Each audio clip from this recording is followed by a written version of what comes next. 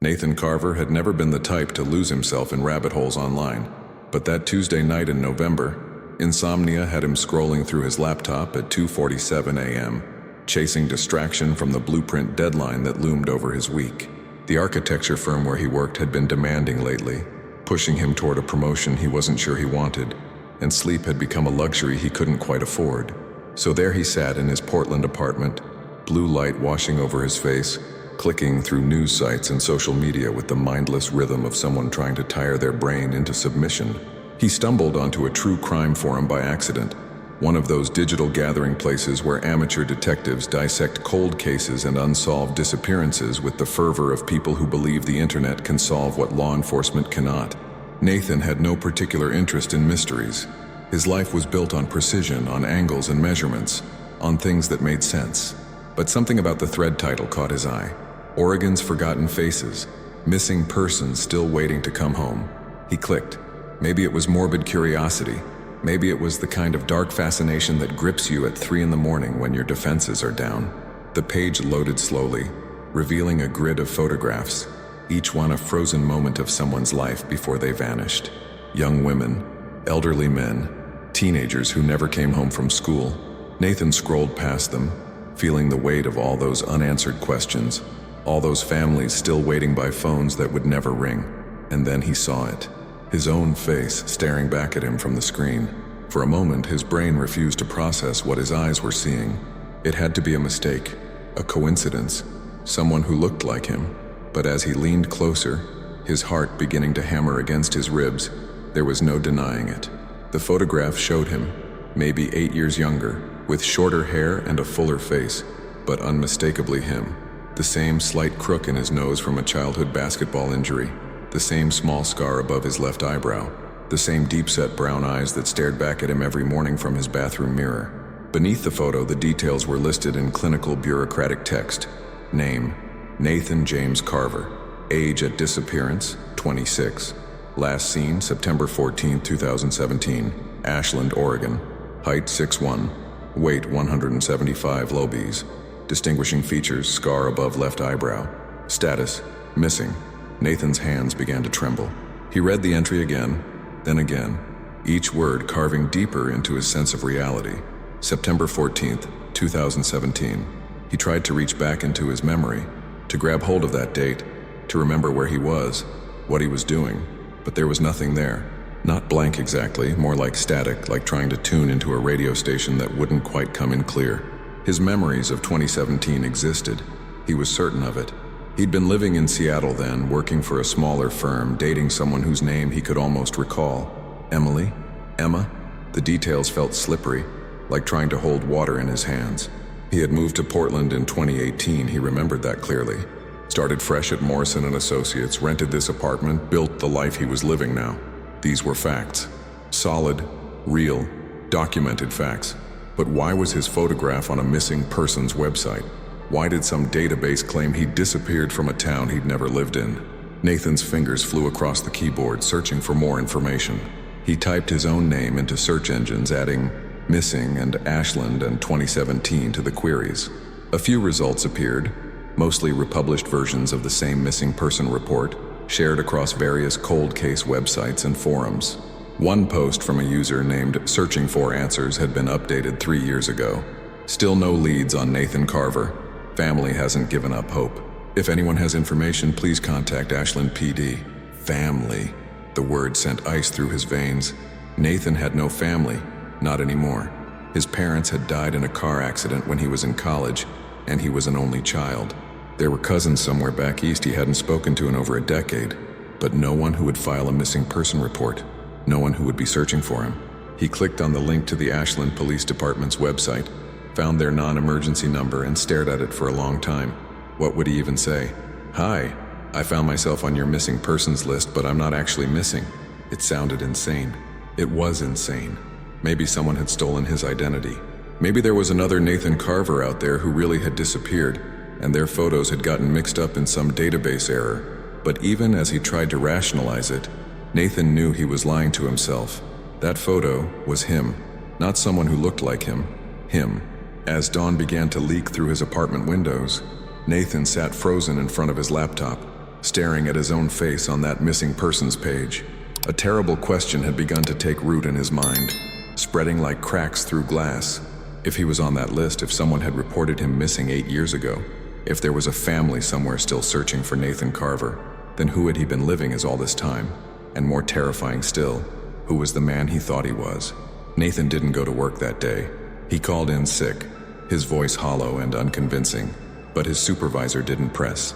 By mid-morning, his apartment had transformed into a makeshift investigation room, papers scattered across his coffee table, his laptop open to multiple browser tabs, each one a breadcrumb leading deeper into a past he couldn't remember. He started with the basics, pulling out his wallet and examining his driver's license as if seeing it for the first time. Nathan James Carver, born March 3, 1991. Portland address. The license had been issued in 2018 when he'd moved here. He dug through his file cabinet, finding his social security card, his birth certificate, tax returns dating back 5 years. Everything seemed legitimate, but now each document felt like evidence in a trial where he was both defendant and prosecutor. His phone buzzed. A text from Julia, the woman he'd been dating for 6 months. Feeling better? Want me to bring soup tonight? He stared at the message, at the simple kindness of it, and felt a wave of vertigo. Did Julia know him? Did anyone actually know him? Or had they all been interacting with some phantom, some construct that wore his face but had no real foundation? Nathan set the phone down without responding. He needed to focus. The missing person report said he'd disappeared from Ashland, a small city in southern Oregon, about 5 hours from Portland. Nathan had never been there. He was certain of that. Except, was he? He closed his eyes and tried to summon memories from 2017. He could remember his apartment in Seattle, a cramped studio near Pike Place Market. He could remember the coffee shop on the corner where he'd worked on designs. But when he tried to recall specific moments, specific conversations, specific days, everything became frustratingly vague. It was like looking at a photograph that had been left in the sun too long. All the details bleached away, leaving only impressions and shadows. He picked up his phone again and dialed the Ashland Police Department. His heart pounded as the line rang. A woman answered, professional and brisk. Ashland Police, how can I help you? Nathan's throat went dry. I'm calling about a missing person case from 2017. Nathan Carver. There was a pause, the sound of typing. Are you calling with information about the case? I'm calling because I am Nathan Carver, he said, the words feeling surreal as they left his mouth. I found my name on a missing persons website and I don't understand why I'm on there. I'm not missing. The silence on the other end stretched long enough that Nathan wondered if the call had dropped. Then the woman spoke again. Her tone changed, sharper now. Sir, can you hold please? I'm going to transfer you to Detective Monroe. She handled that case. Before Nathan could respond, generic hold music filled his ear. He paced his apartment, phone pressed against his head, watching the minutes tick by on his microwave clock. Finally, the music cut off, and a new voice came on the line. Female, older, with the weary authority of someone who'd heard every lie and truth the world had to offer. This is Detective Sarah Monroe. I'm told you're claiming to be Nathan Carver? I'm not claiming anything, Nathan said, frustration bleeding into his voice. I am Nathan Carver. I live in Portland. I'm an architect. I don't know why my name is on that list. Can you tell me your date of birth? Nathan rattled it off, along with his social security number when she asked. His mother's maiden name, details that should have proven his identity. He could hear her typing, the clicking of keys punctuating the tension. Mr. Carver, Detective Monroe said slowly, I worked on your case for 18 months. Your wife reported you missing in September 2017. You never came home from work one day. Your car was found abandoned at a rest stop off I-5. Your bank accounts haven't been touched. Your credit cards went dormant. Every lead went cold. Nathan's legs gave out and he sank onto his couch. My wife? Detective, I've never been married. I don't know what you're talking about. Emma Carver filed the report. She was your wife of 4 years. You also had a daughter, Lily, who was 2 years old at the time you disappeared. The room tilted. Nathan pressed his palm against his forehead, trying to steady himself. A wife, a daughter. These weren't small details to forget. These weren't memories that could slip through the cracks of a busy mind. There has to be some mistake, he whispered. I need you to come to Ashland, Detective Monroe said, her voice gentler now, but no less firm. I need to see you in person. If you really are Nathan Carver, if you're alive and safe, then we need to understand what happened. And Emma, she deserves to know. That woman has spent 8 years wondering if you were dead or if you chose to leave her. Nathan nodded even though she couldn't see him. I'll come. I'll drive down tomorrow. Mr. Carver, one more thing. When you get here, be prepared. Emma never stopped looking for you. She never stopped believing you'd come home. But 8 years is a long time to grieve someone who isn't dead. Whatever happened to you, whatever made you disappear, the truth is going to hurt people. Are you ready for that? Nathan looked around his apartment, at the life he'd built, at the evidence of his existence scattered across his coffee table. No, he admitted, but I don't think I have a choice anymore. After the call ended, Nathan sat in the silence of his apartment, Detective Monroe's words echoing in his mind. A wife who waited, a daughter who grew up without him, a family that existed in some parallel version of reality that he couldn't access. He walked to his bathroom and stared at his reflection in the mirror, searching his own face for answers. Who was the man looking back at him? Nathan Carver, architect from Portland, or Nathan Carver, husband and father who vanished without explanation? And if he was both, then which one was real? Which one had died? The drive to Ashland took Nathan through landscapes that should have been unfamiliar but somehow weren't. As he wound through the Cascade Mountains, past forests thick with Douglas fir and cedar, a strange sense of déjà vu crept over him. He'd driven this route before. He knew it in his bones, even though his mind insisted this was his first time. Every rest stop, every turn, every vista point triggered something deep in his subconscious, like muscle memory for a life he couldn't recall living. He arrived in Ashland just after 2 in the afternoon. The small city nestled in a valley surrounded by mountains. The downtown area was charming in that carefully preserved way, with historic buildings housing theaters and cafes, street lamps that belonged to another era. Nathan parked near the police station, his hands trembling on the steering wheel. Through the windshield, he could see the entrance, could see people moving in and out, living their ordinary lives while his entire existence hung in the balance. Detective Sarah Monroe was waiting for him in a small interview room. She was in her mid-50s, with short gray hair and eyes that had seen too much human tragedy to be surprised by anything anymore. When Nathan walked in, she studied him with an intensity that made him feel like a specimen under a microscope. She didn't speak for a long moment, just looked at him, and Nathan saw something flicker across her face. Recognition, maybe, or disbelief. "Sit down, Mr. Carver," she finally said, gesturing to a chair across from her. "You look exactly like your photos. Older, obviously, but it's definitely you." Nathan sat, his mouth dry. "I still don't understand any of this." Detective Monroe opened a file folder and slid a photograph across the table. Nathan picked it up and his breath caught. The image showed him, younger and happier, with his arm around a beautiful woman with long auburn hair and green eyes. She was laughing at something outside the frame, her face radiant with joy. Beside them, a toddler with curly dark hair sat on his shoulders, tiny hands gripping his forehead. They looked like a family. They looked real. "That's Emma and Lily," Detective Monroe said. "That was taken about 6 months before you disappeared." Emma said it was at Lily's second birthday party. Nathan stared at the photograph, willing himself to remember, to feel something, anything. These people should mean everything to him. This little girl should be his whole world. But looking at the photo was like looking at strangers. "I don't remember them," he whispered. "I swear to you I don't remember any of this. Do you remember what you were doing in September 2017?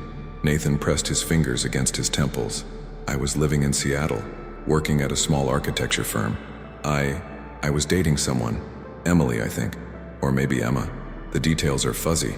Emma Carver was your wife, not your girlfriend. You lived here in Ashland, not Seattle. You worked at Henderson Architecture downtown. These aren't fuzzy details, Mr. Carver. This was your life." Detective Monroe pulled out more documents. Pay stubs from Henderson Architecture, a lease agreement for a house on Oak Street, joint tax returns filed with Emma, a birth certificate for Lily Elizabeth Carver, with Nathan listed as the father. Each piece of paper was a brick in a wall of evidence that he'd lived a completely different life than the one he remembered. "I need to see Emma," Nathan said suddenly. "I need to talk to her. Maybe if I see her in person, maybe something will come back." Detective Monroe's expression softened with something that looked like pity. "I called her this morning, after we spoke. Told her someone claiming to be you had contacted us. She's waiting at her house, but Nathan, I have to warn you, this is going to be harder than you think. Emma has been through hell. She went through the stages of grief, acceptance, rebuilding her life. And now you show up alive with no memory of her? That's going to break something in her. I didn't choose this, Nathan said, his voice cracking. I didn't choose to forget. I didn't choose to hurt anyone. Maybe not consciously, but somebody made a choice. Somebody decided that Nathan Carver needed to disappear, and whether you remember it or not, that somebody was you. 20 minutes later, Nathan stood on the porch of a small craftsman-style house on Oak Street. The neighborhood was quiet, tree-lined, the kind of place where families put down roots.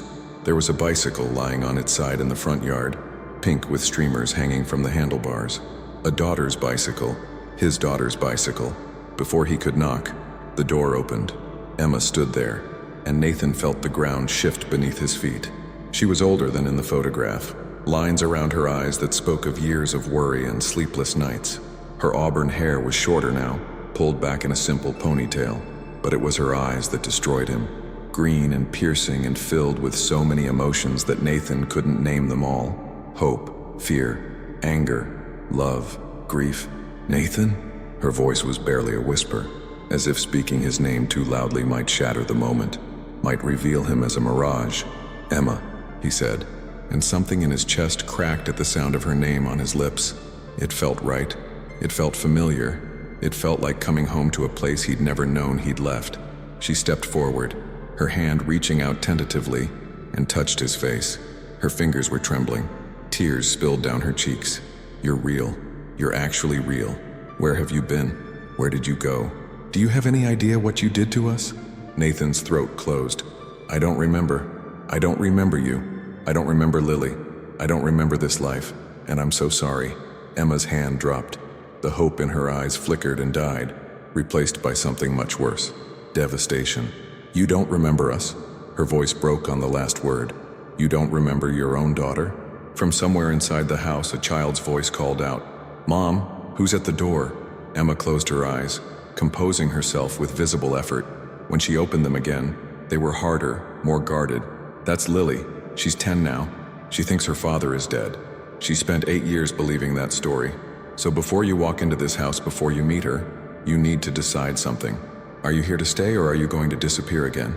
Because I won't let you break her heart twice. Nathan spent 3 days in Ashland. 3 days that felt like living in someone else's skin.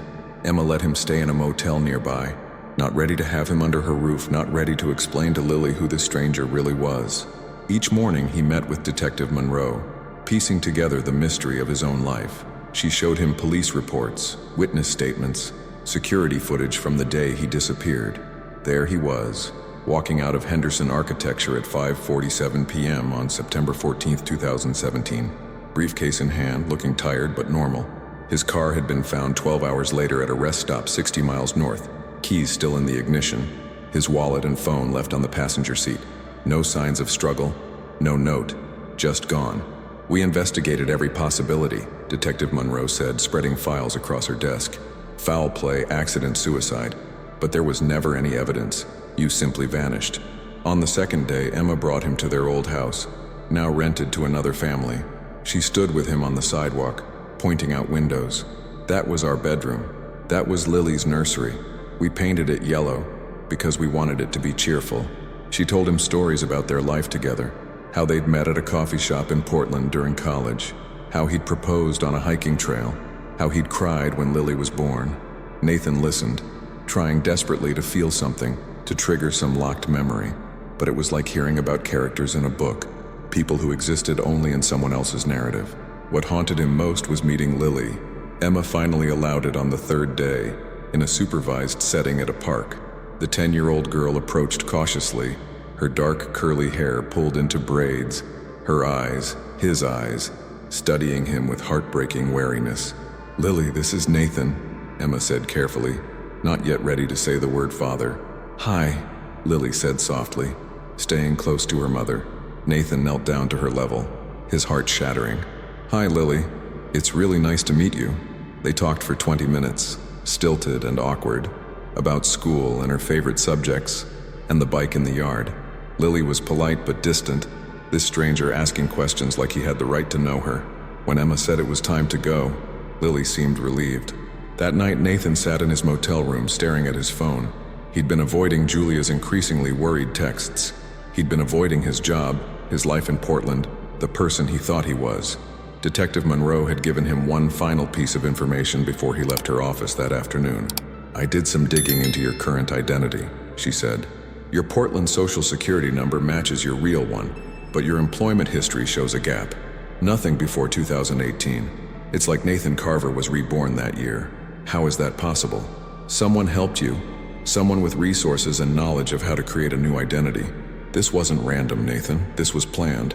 She slid a business card across her desk. On it was a name, Marcus Chen, and below it, a phone number. "This was in your car when we found it. We called the number back then, but it was disconnected. I tracked down Marcus Chen anyway. He's what we call a facilitator. He helps people disappear, start over. Usually people running from debts, abusive situations, legal trouble."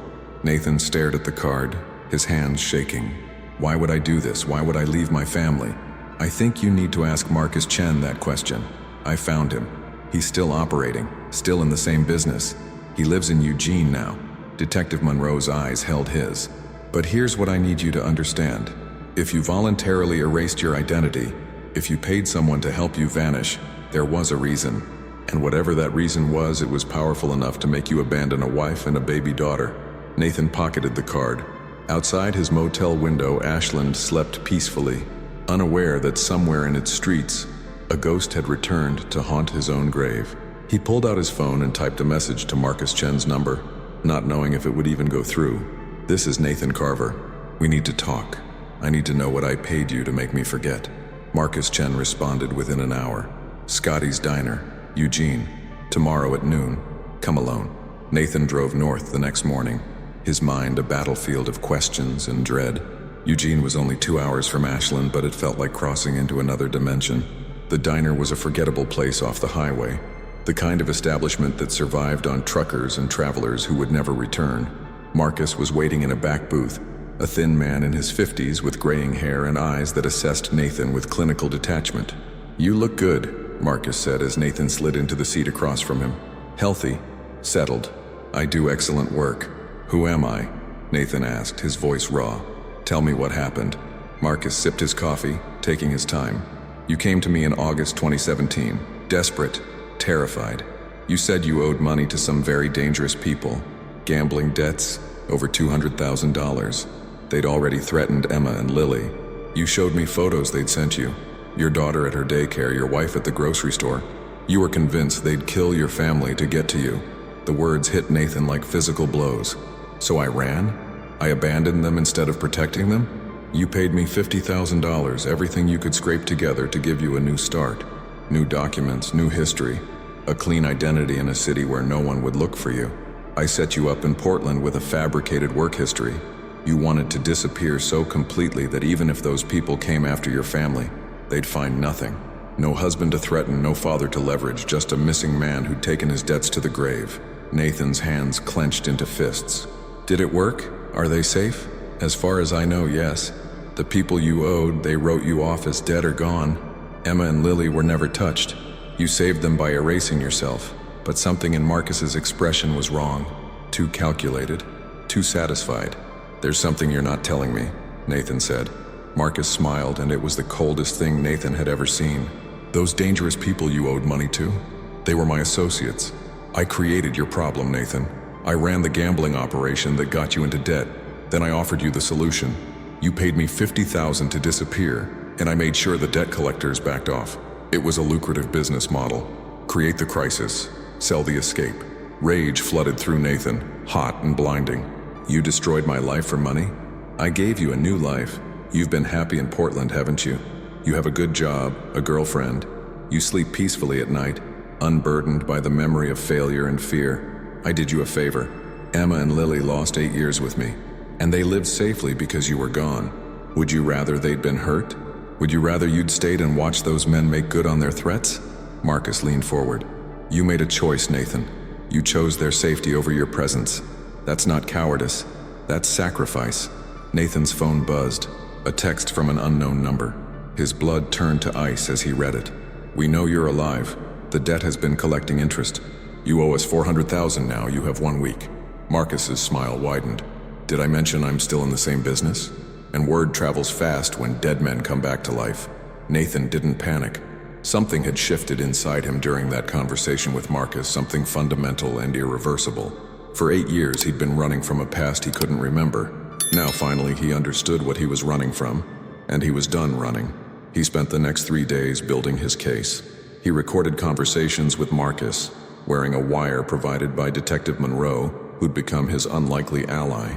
He gathered evidence of Marcus's operation, names of other people who'd been extorted and helped to disappear, financial records he hacked from Marcus's poorly secured servers. He documented everything, building a file that could dismantle Marcus's entire network.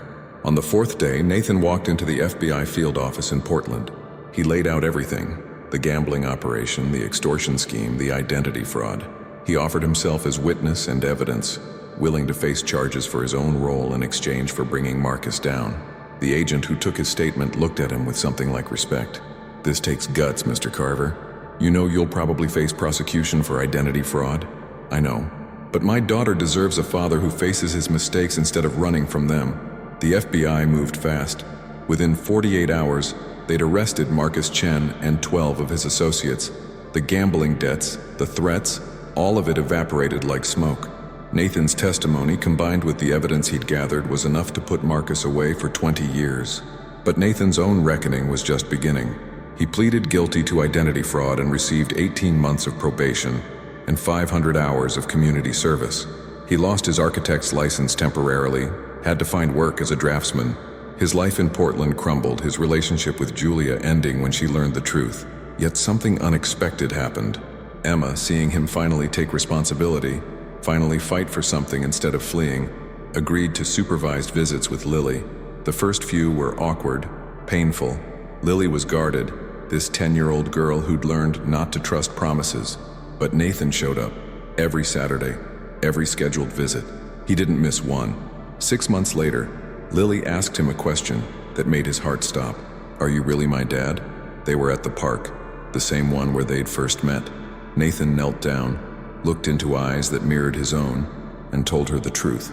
"Yes, and I made terrible mistakes that hurt you and your mom. I'm sorry I wasn't there. I'm sorry I forgot. But I'm here now and I'm not leaving again, not ever." Lily studied him for a long moment. Then slowly she stepped forward and wrapped her small arms around his neck.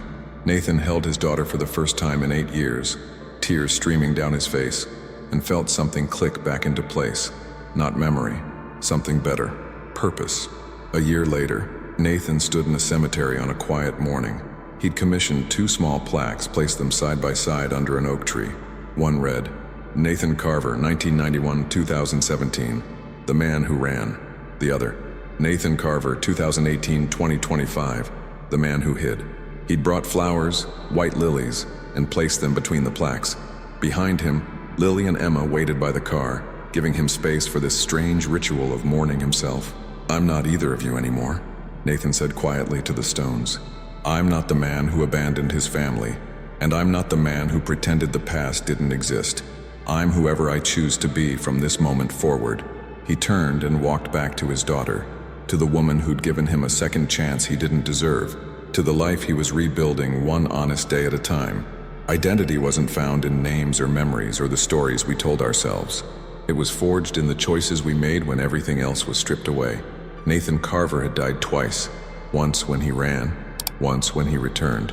The man walking away from those graves was someone new entirely, someone who finally understood that the hardest person to face is yourself, and the bravest thing you can do is refuse to look away.